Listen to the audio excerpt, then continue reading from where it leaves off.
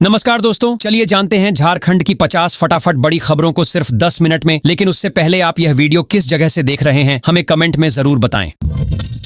झारखंड के मुख्यमंत्री हेमंत सोरेन को जान से मारने की धमकी मिलने के बाद पुलिस प्रशासन में हड़कंप मच गया। मामले की गंभीरता को देखते हुए पुलिस ने त्वरित कार्रवाई करते हुए बोकारो से आरोपी विश्वजीत को गिरफ्तार कर लिया है। सघन पूछताछ कर रही है ताकि धमकी देने की मंशा का पता लगाया जा सके। सुरक्षा एजेंसियों ने मुख्यमंत्री की सुरक्षा व्यवस्था को और अधिक कड़ा कर दिया है तथा मामले की हर पहलू से निष्पक्ष जांच की जा रही है। केंद्र सरकार के खनन संशोधन बिल 2026 के खिलाफ झारखंड के मुख्यमंत्री हेमंत सोरेन ने कड़ा रुख अपनाया है। उन्होंने केंद्र सरकार पर राज्य के संसाधनों के अधिकार छीनने का आरोप लगाते हुए अब तक के सबसे बड़े जन आंदोलन की चेतावनी दी है। मुख्यमंत्री ने कहा कि राज्य के खनिज संसाधनों और स्थानीय लोगों के अधिकारों की रक्षा के लिए वे हर स्तर पर संघर्ष करेंगे। इस मुद्दे को लेकर राज्य की राजनीति में अब हलचल काफी तेज हो गई है।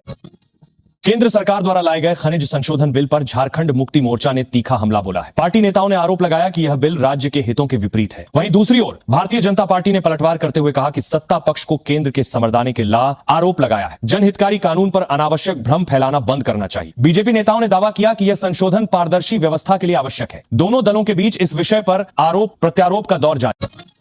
झारखंड लोक सेवा आयोग यानी जेपीएससी की 14वीं पीटी परीक्षा में 100 करोड़ रुपए की अवैध वसूली की योजना का खुलासा हुआ है। सीआईडी की पूछताछ के दौरान आरोपी अभय ने कई चौंकाने वाले खुलासे किए हैं। जांच एजेंसियों के अनुसार परीक्षा में गड़बड़ी कर रहे हैं, अनुचित लाभ पहुंचाने के बदले में भारी रकम ऐंठने की योजना बनाई गई थी। सीआईडी अब इस मामले से जुड़े अन्य नेटवर्क और सह आरोपियों की तलाश में जुट गई है ताकि पूरे मामले की तह तक पहुंचा जा सके।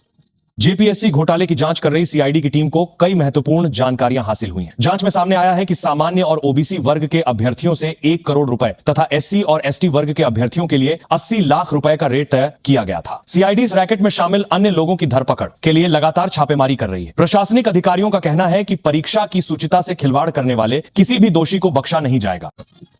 स्वतंत्रता दिवस के अवसर पर रांची के मोरहाबादी मैदान में मुख्यमंत्री हेमंत सोरेन ने राष्ट्रीय ध्वज फहराया और राज्यवासियों को संबोधित किया। अपने संबोधन में मुख्यमंत्री ने स्पष्ट शब्दों में कहा कि युवाओं की मेहनत को किसी भी हाल में परीक्षा माफियाओं के हवाले नहीं होने दिया जाएगा। उन्होंने कहा कि सरकार पारदर्शी परीक्षाएं कराने और युवाओं को रोजगार के अवसर उपलब्ध कराने के लिए पूरी तरह प्रतिबद्ध। राज्य सरकार हर तरह के भर्ती घोटालों पर अंकुश लगाने के लिए सख्त कदम उठा रही है।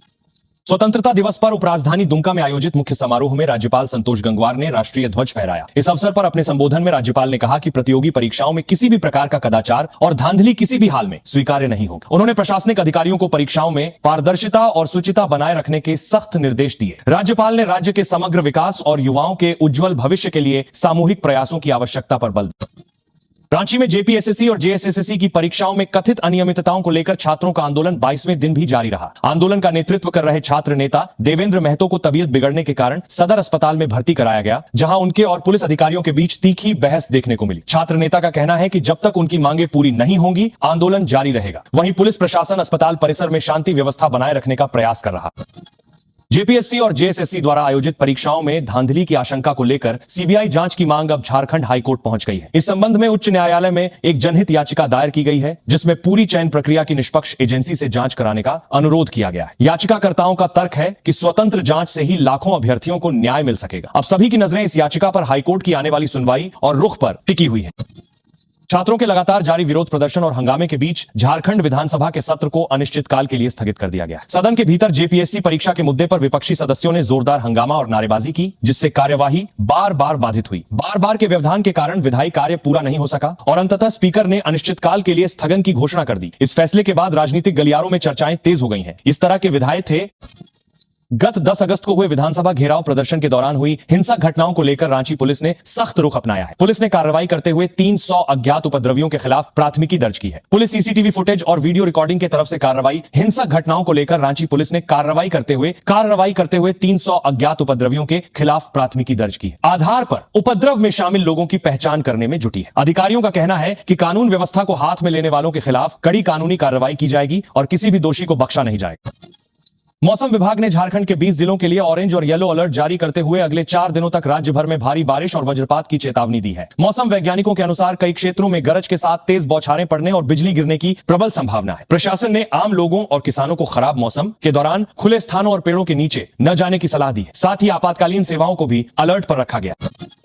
मेदिनीनगर और आसपास के इलाकों में लगातार हो रही मूसलाधार बारिश के कारण कोयल नदी उफान पर आ गई है। नदी का जलस्तर तेजी से बढ़ने की वजह से तटीय इलाकों के करीब 200 घर पूरी तरह जलमग्न हो गए हैं और रिवर फ्रंट भी पानी में डूब गया है। परिवारों को सुरक्षित स्थानों पर पहुंचाने के लिए स्थानीय प्रशासन राहत एवं बचाव कार्य में जुट गया है। प्रशासन ने तटीय क्षेत्रों में रहने वाले लोगों को सतर्क रहने की सलाह दी। धनबाद के बीसीसीएल खनन क्षेत्र में जमीन के भीतर धंसान होने से एक बड़ा हादसा सामने आया है। इस घटना में 4 दो मंजिला इमारतों सहित 10 से अधिक मकान जमींदोज हो गए हैं। अचानक हुई इस घटना से इलाके में हड़कंप मच गया और लोग अपने घरों से बाहर निकल आए। सौभाग्य से किसी के हताहत होने की सूचना नहीं है। स्थानीय प्रशासन और बीसीसीएल की टीम मौके पर पहुंचकर स्थिति का जायजा ले रही है तथा प्रभावित लोगों को सहायता दी जा रही है। धनबाद में पुलिस और कोयला माफिया के कथित गठजोड़ को लेकर नेता प्रतिपक्ष बाबूलाल मरांडी ने राज्य सरकार पर जोरदार हमला बोला। उन्होंने बीसीसीएल सीएमडी की सुरक्षा व्यवस्था पर सवाल उठाते हुए आरोप लगाया कि पुलिस प्रशासन की ढिलाई के कारण अवैध खनन और माफिया राज पनप रहा है। मरांडी ने मांग की कि इस पूरे मामले की निष्पक्ष जांच कराई जाए और दोषियों पर सख्त कार्रवाई हो। वहीं सत्ता पक्ष ने इन आरोपों को निराधार बताते हुए राजनीति से प्रेरित करार दिया। झारखंड में बहुचर्चित शराब घोटाला मामले की जांच कर रही प्रवर्तन निदेशालय यानी ईडी की टीम ने बड़ी कार्रवाई की है। ईडी ने पूर्व वित्त मंत्री रामेश्वर उरांव को समन भेजकर अपने दफ्तर बुलाया और उनसे कई घंटों तक लंबी पूछताछ की। सूत्रों के अनुसार वित्तीय लेन देन और नीतियों से जुड़े सवाल पूछे गए। ईडी अधिकारी मामले से जुड़े अन्य दस्तावेजों की भी जांच कर रहे हैं। पूछताछ के बाद राजनीतिक हलकों में खलबली मच गई। झारखंड सरकार ने अपने कर्मचारियों को बड़ी राहत देते हुए कुबेर पोर्टल की शुरुआत की है। इस नए डिजिटल प्लेटफॉर्म के माध्यम से अब राज्य कर्मियों को होम लोन के लिए आवेदन करने और स्वीकृति प्राप्त करने की सुविधा ऑनलाइन मिलेगी। सरकार का कहना है कि इस पारदर्शी प्रक्रिया से कागजी कार्रवाई कम होगी और कर्मचारियों को दफ्तरों के चक्कर नहीं काटने पड़ेंगे। इस सुविधा से हजारों सरकारी कर्मचारियों को अपने घर का सपना पूरा करने में काफी आसानी होगी। रांची स्थित रिम्स अस्पताल में आने वाले मरीजों के लिए एक अच्छी खबर सामने आई है। आगामी 15 सितंबर से मरीजों की सभी डिजिटल लैब रिपोर्ट्स सीधे उनके पंजीकृत मोबाइल नंबर पर उपलब्ध कराई जाएंगी। इस व्यवस्था को प्रभावी बनाने के लिए पूरे संस्थान को हाई स्पीड इंटरनेट कनेक्टिविटी से जोड़ा जा रहा है। अस्पताल प्रशासन का मानना है कि इस कदम से रिपोर्ट लेने के लिए लगने वाली लंबी लाइनों से मुक्ति मिलेगी और समय की भी बचत होगी। अंतर्राष्ट्रीय युवा दिवस के अवसर पर स्वास्थ्य विभाग ने एक महत्वपूर्ण और जनहितकारी योजना की घोषणा की है। जल्द ही एक नया टोल फ्री नंबर लॉन्च किया जाएगा, जिसके माध्यम से आपातकालीन स्थिति में मात्र 15 मिनट के भीतर मरीज तक आवश्यक ब्लड पहुंचाया जा सकेगा। इस पहल का मुख्य उद्देश्य सड़क दुर्घटनाओं और गंभीर बीमारियों के दौरान समय पर रक्त न मिलने के कारण होने वाली मौतों को रोकना है। घोषणा का युवाओं ने स्वागत किया है। 20 स्वतंत्रता दिवस के अवसर पर राज्य के पुलिस महानिदेशक ने पुलिस विभाग की वार्षिक रिपोर्ट जारी की। रिपोर्ट के अनुसार पिछले एक वर्ष में चलाए गए विशेष अभियानों के तहत 103 उग्रवादियों और नक्सलियों को गिरफ्तार किया गया है, जबकि 486 साइबर अपराधियों को सलाखों के पीछे भेजा गया है। डीजीपी ने कहा कि राज्य में अपराध नियंत्रण, नक्सल उन्मूलन और साइबर सुरक्षा के लिए पुलिस पूरी तत्परता से काम कर रही है। स्वतंत्रता दिवस के पावन अवसर पर उत्कृष्ट सेवाओं के लिए राज्य के 29 पुलिस अधिकारियों और कर्मियों को सम्मानित किया गया। इन सम्मानित अधिकारियों में 5 महिला पुलिसकर्मी भी शामिल हैं, जिन्हें उनकी सराहनीय भूमिका के लिए प्रतिष्ठित पुलिस पदक प्रदान किया गया। पुलिस मुख्यालय में आयोजित कार्यक्रम के दौरान अधिकारियों के योगदान की सराहना की गई। इस सम्मान से पुलिस बल के जवानों का मनोबल बढ़ेगा और वे पूरी निष्ठा से काम करेंगे। खेल जगत से एक बड़ी खबर सामने आ रही है, जहां टाटा स्टील ने जमशेदपुर फुटबॉल क्लब यानी जेएफसी का मालिकाना हक चर्चिल ब्रदर्स को सौंपने का निर्णय लिया है। इस व्यावसायिक समझौते के बाद टीम के प्रबंधन और आगामी रणनीतियों में कई बड़े बदलाव देखने को मिल सकते हैं। खेल विशेषज्ञों का मानना है कि इस हस्तांतरण से क्लब को नए संसाधन और बेहतर अवसर प्राप्त होंगे। प्रशंसक इस बदलाव के बाद टीम के बेहतर प्रदर्शन की उम्मीद कर रहे हैं। रेल यात्रियों के लिए एक जरूरी खबर सामने आई। रेलवे प्रशासन ने ट्रैक मरम्मत और रखरखाव कार्यों के कारण 25 सितंबर से 5 अक्टूबर के बीच टाटा, जयनगर और रांची गोरखपुर एक्सप्रेस समेत कुल 16 महत्वपूर्ण ट्रेनों को रद्द करने का निर्णय लिया है। इसके अलावा कई ट्रेनों के मार्ग में परिवर्तन भी किया गया है। रेलवे ने यात्रियों से अपील की है कि वे अपनी यात्रा की योजना बनाने से पहले संशोधित समय सारणी और रद्द ट्रेनों की सूची अवश्य जांच। श्रावणी मेले में बासुकीनाथ आने वाले कांवरियों और श्रद्धालुओं की भारी भीड़ को ध्यान में रखते हुए रेलवे ने विशेष राहत दी है। बासुकीनाथ से पटना और गोरखपुर के लिए विशेष अनरिजर्व्ड ट्रेनें चलाने का फैसला किया गया है। इन स्पेशल ट्रेनों के चलने से सावन महीने में यात्रा करने वाले लाखों श्रद्धालुओं को सुगम और आरामदायक परिवहन सुविधा मिलेगी। रेलवे अधिकारियों का कहना है कि यात्रियों की सुविधा के लिए स्टेशनों पर अतिरिक्त व्यवस्था की गई है। लोहरदगा जिले में पुलिस ने मानव तस्करी के एक बड़े गिरोह का पर्दाफाश करने में सफलता हासिल की है। पुलिस ने त्वरित कार्रवाई करते हुए 4 नाबालिग लड़कियों को तस्करों के चंगुल से सुरक्षित मुक्त कराया है और मौके से 2 मानव तस्करों को गिरफ्तार की मानव आता शहरा के करोड़ मानव सालों की प्रधानों के बारे में किया है। प्राथमिक जांच में पता चला है कि इन लड़कियों को बाहर ले जाकर बेचने की योजना थी। पुलिस पकड़े गए आरोपियों से पूछताछ कर गिरोह के अन्य सदस्यों का पता लगाने में जुटी।